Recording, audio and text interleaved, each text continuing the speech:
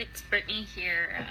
I had promised some of you a tutorial on how I do my gels, as I've found something that really works really well. I kind of have it down to a science now, and I find my gels are lasting 2 to 3 weeks, so I think that's pretty good for a non-salon manicure. I think that's probably even just as good as a salon manicure. So I am doing my middle finger and index finger here. So these two, I've already put the base coat on and then cured it in the light. But I think what I've had the best luck with doing is I found a video, it's called Capping for Short Nails, and it's on YouTube. Anyways, so what I have found is if you've dipped your brush in here, there's a ton of extra gel on that wand. You want to make sure you have hardly anything left. When I say like remove any excess, like you are basically getting almost everything off that brush.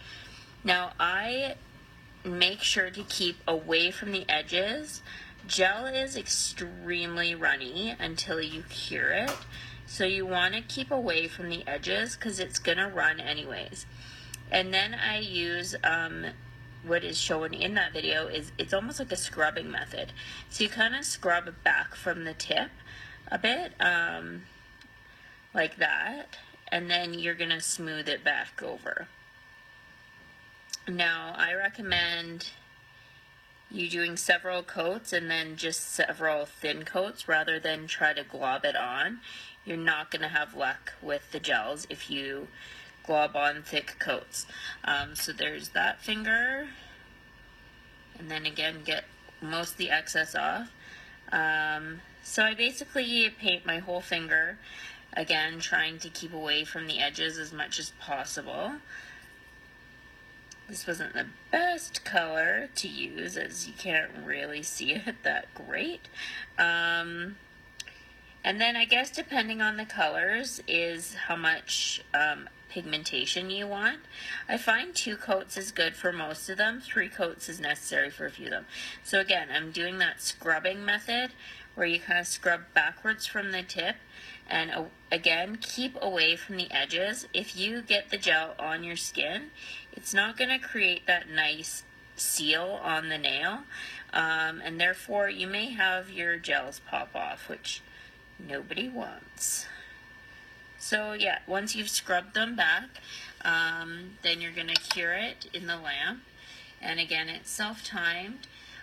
For some of the thicker gels, I find this one actually, it's toasted, it's quite thin.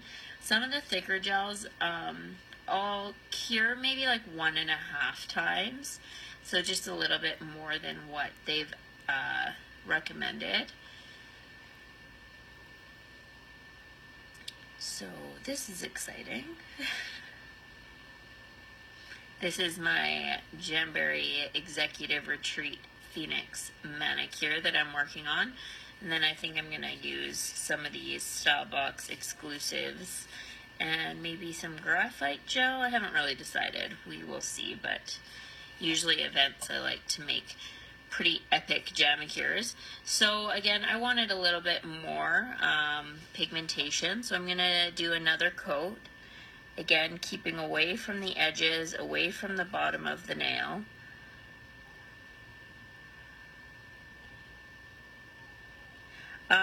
The gels are definitely, they take some practice. They are nothing like painting your nails, so if you're buying the gel system and being like, well, I'm really good at painting my nails, well, it's different than that. Because it's so runny before you cure it, you really have to get used to getting all that excess gel off of the brush before even applying it. If you do get gel on your skin or cuticle, you can take a orange stick and remove it before curing.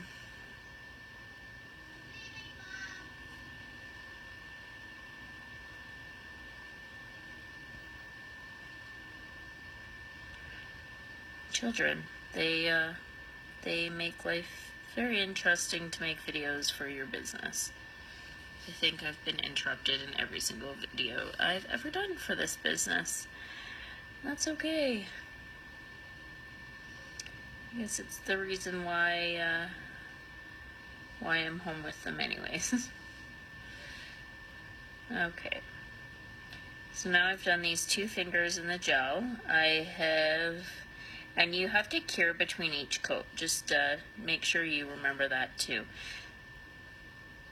I know a lot of people, the problems that they've been having is, and why I ask how you apply, is that I'll find that somebody skipped a step along the way. So again, you're going to cure that. And then I think for this color, it's just not very pigmented. It's really pretty, but it's not a very loud color. I might throw on some party dress. Of course I didn't pick that out.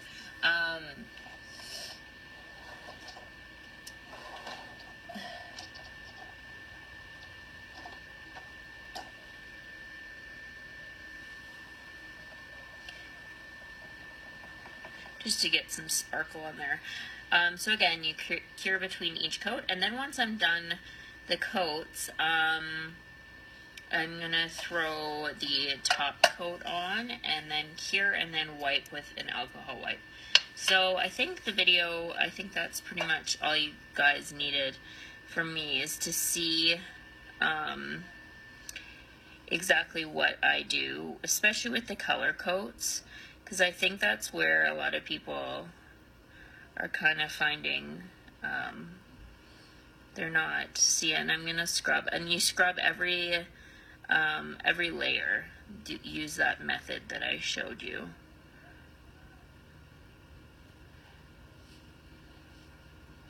And again, do not do thick coats. I would rather everybody follow the method of multiple thin coats rather than one thick globby coat, because that's where you're going to run into problems, is when you have too much globbiness.